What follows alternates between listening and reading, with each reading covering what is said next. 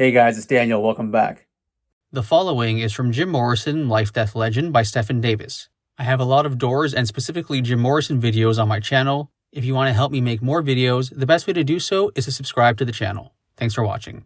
Quote, in 1966, about a month into the Doors' gig as the house band at the London Fog Club in Los Angeles, an extremely beautiful and alluring red-headed girl walked into the Fog late one night and sat down to listen to the band. Her name was Pamela Courson. She was 19 years old, and it was here that she became inextricably part of Jim Morrison's legend. Pam Courson was stunning.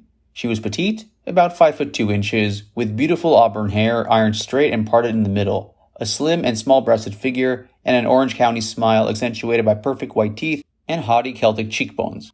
The Chateau de Courson is about 30 miles southwest of Paris. Pam had milky, almost translucent skin, lightly sprinkled with cinnamon-colored freckles, and the softest and most soulfully expressive green eyes. She was a glorious American archetype, the living image of Brian Wilson's mythic California girl, with the aura of a hippie princess or an ethereal wood sprite. Her clothes were au fait, ahead of the times. Minis and shifts in exotic fabrics with tribal embroidery or op-art chevrons, worn with sandals or high boots. Her physical delicacy and outward fragility, and her seeming vulnerability that demanded care and protection from any man who would be with her, belied Pamela Courson's steely will, a rebel attitude, profoundly disturbed psyche, and dominating personality that would earn her many enemies within the Doors' orbit as she bonded irrevocably with Jim Morrison and then tried in vain to run his life. John Densmore saw her first. She came into the club one night while prowling the Sunset Strip with a girlfriend. After the Doors' first set, John sat down at her table and chatted her up. Jim went to the bar and drank a beer. Next set, Jim had to coax John back on the stage. "John, where are you?" When John looked for Pam at closing time, she was gone. But 2 days later, she and her girlfriend were back. John went back to work on her, but at closing time, once again, she was gone. Apparently, Pam and Jim encountered each other at a midweek party at UCLA a few days later. She was radiant, laughing, and seemingly with another guy. Jim circled around her, looking for an angle, but Pam wouldn't make eye contact. According to Jim's friend January Jansen, who later made his leather stage clothes, he saw her there across the room and wanted to meet her, so he asked around until he found a friend of hers who could arrange a proper introduction. They chatted for a while, and she told him she was taking art classes at Los Angeles Community College. He asked for her number, but something distracted her and she didn't give it to him. The following weekend, in April of 1966, Pam Courson came to the London Fog both nights. On Saturday night, while John Densmore and Pam were talking in one of the Fog's booths, Jim made his move and sat down with them. There was talk of mutual friends, astrology, acid, and real estate. Ray later tried to accurately describe this encounter. Once their eyes combined, their psyches did a caduceus up the staff of Mercury and their souls sprouted wings. They were mated, Olympian, cosmic. John Densmore knew enough to move on. After the set, Jim and Pam went to Cantor's. Frank Zappa was there, and they sat with his Laurel Canyon entourage for a while. Jim Morrison later told one of his girlfriends that when Pamela finally took him home at dawn, it was the first time he'd ever really made love. A few nights later, they went on their first date to see French director Claude Lelouch's hit film, A Man and a Woman. Pam loved the movie's soft, focused romanticism, which sent Jim off on a tirade about the bogus use of music to manipulate the emotions of the viewer. Pamela Susan Courson is one of the most enigmatic figures of the American 60s. As the old lady of the biggest rock star in Los Angeles, she would carve out her own legend of romance, high style, and excess that rivaled Jim's for recklessness and danger. Those who really knew the couple understood that she was stronger than he, that he would give her anything she wanted, and that she knew all his secrets, especially the ones that could ruin him in an instant. She acted out the role of rock star wife to the max, calling herself Mrs. Morrison, wearing a wedding ring, and burning through his money as if he owned a bank. He never married her. He often cheated on her, and she cheated on him, but he always came back to her. He wrote about her, dedicated his poetry to her, and left her everything in the end. Jim Morrison loved Pamela Courson to death. She was born in Weed, California on December 22, 1946, in the shadow of Mount Shasta, much made of this by Jim, a notorious spiritual power spot famous for occult and paranormal phenomena. Her father, Columbus Corky Courson, who'd brought the family to California from Texas, had been a naval officer like Jim's. He then pursued a career in teaching that took the family to Orange County, the hotbed of suburban conservatism just south of Los Angeles. To make ends meet, he moonlighted at Disneyland when the massive theme park opened in Anaheim in 1955. Friends who knew Pamela and her sister Judy as children recall her as a reclusive little girl from a family that didn't mix much with the neighbors. Pamela was cute but truculent. She quit the Brownies because she hated the drab brown uniforms. She did well in school until junior high, when school records indicate her family was contacted about her constant truancy. She hated high school too. She was turning into a beauty, with a nymphet's figure and long straight hair like the Beatles' girlfriends. At Orange High, where her father was now principal, she was considered smart, cynical, wry, and somewhat mysterious. After school, she disappeared and told friends that she went home to design clothes.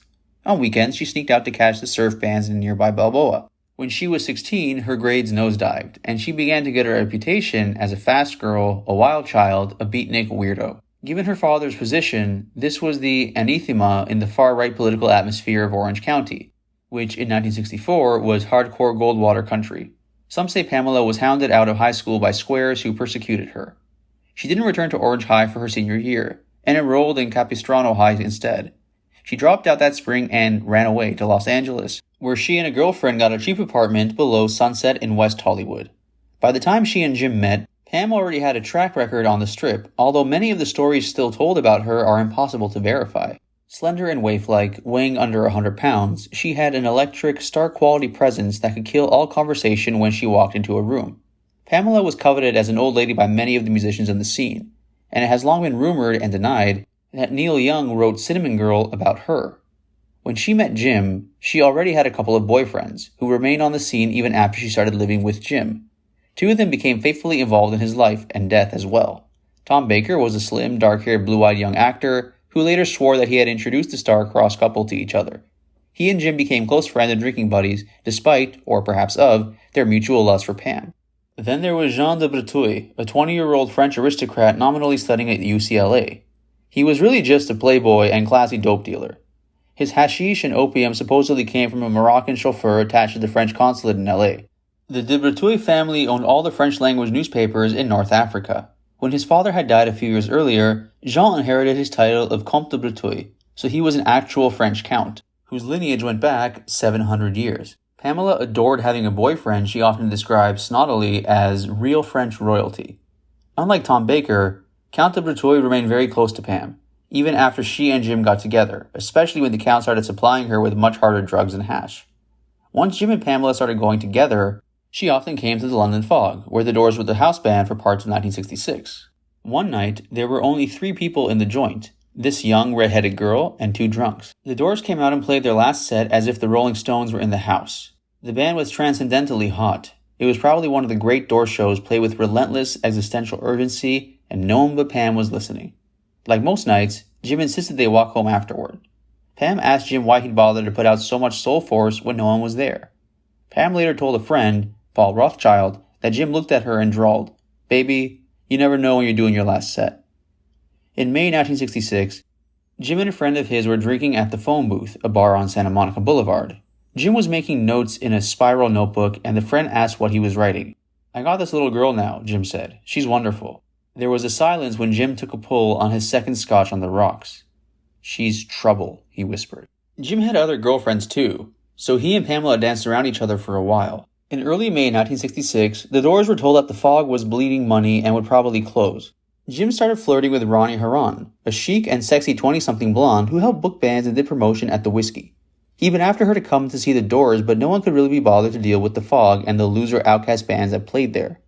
But she promised she would stop by. The Doors also played at Night Flight, a sporadic after-hours cabaret at the tiny Warner Playhouse in Hollywood. The band alternated with the exotic dancer Claudette from 2 to 4 a.m., 2 or 3 nights a week.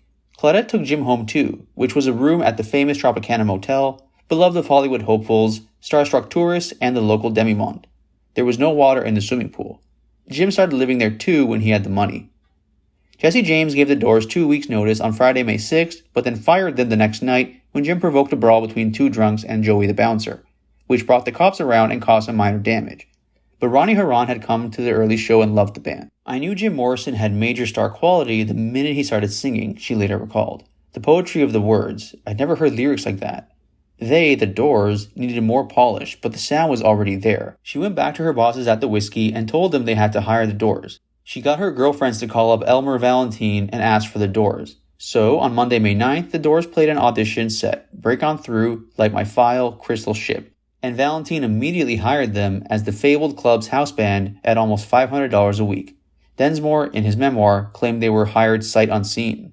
Jim told Ronnie that they wanted a few days to think about it. Then the Doors disappeared for a couple of weeks. The whiskey was for Hollywood swingers, Ray later said. When we were at UCLA, it was the antithesis of everything artistic that we could imagine. Everyone derided it. It was slick and Hollywood and Sunset Strip, a rock and roll version of the Rat Pack. And then we wind up being the house band there. How ironic. Jim didn't always show up. Ronnie Huron couldn't find them to tell them to show up for work. She didn't have a contact number and the London Fog had closed down. She heard that Jim was sleeping under a beach pier in Venice. None of them had a phone and there was no manager. Finally, Jim called her and said, the Doors wanted to do it, and by the way, did she want to cook him dinner? So Jim moved in with Ronnie for a month and she started managing the Doors. The whiskey was a union shop, so she got the Doors into the musicians' union. She bought Jim new clothes, shirts, and trousers at an Army-Navy surplus store. She booked the gigs and got the Doors their first publicity. Ronnie Huron was their big break. While he was staying with her, Jim smoked up all her grass. He rolled thick, thumb-sized stubbies and fired them up one after another until the entire stash was consumed. Other guys she knew didn't act like this.